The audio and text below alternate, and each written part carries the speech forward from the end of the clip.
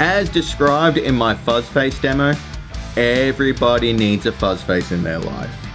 Jam Pedals have gone out of their way to make a super fancy version with their fuzz phrase, which is a difficult phrase to say. And if you can't tell who this pedal is meant to be emulating based on the paintwork on it, stop watching this video and go get experienced. So how does this pedal compare to most fuzz faces? Well, Jam Pedals have gone out of their way to choose very specific germanium transistors.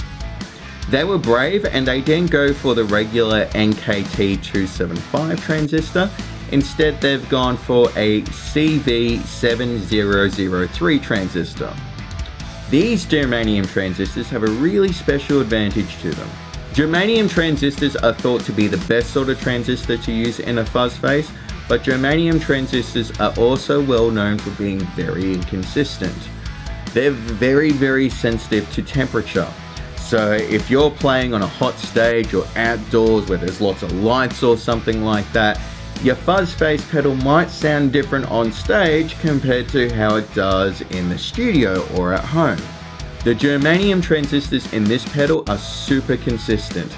So they're going to sound the same in pretty much every circumstance that you ever played in, which is really rare for germanium transistors.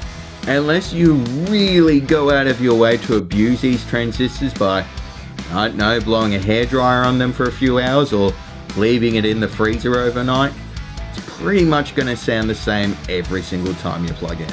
What result is that? Well, this is a fuzz face in all of its glory, but it seems to be a little bit more warmer and a little bit more vintage, I guess, is the only way I can describe it. A little bit more vintage in the mid-range. Also, it doesn't seem to be as harsh on the top end. It doesn't quite have the same wet slap effect that other fuzz faces can give you. Also, I find the cleanup on this pedal to be a little bit different compared to other fuzz faces I've tried.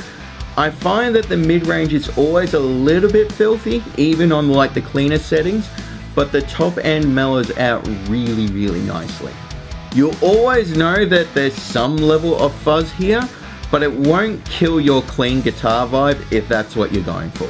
Plugging into a Marshall with a Strat and rolling off the volume, you're definitely still going to get into Little Wing territory if that's what you're after for your fuzz faces.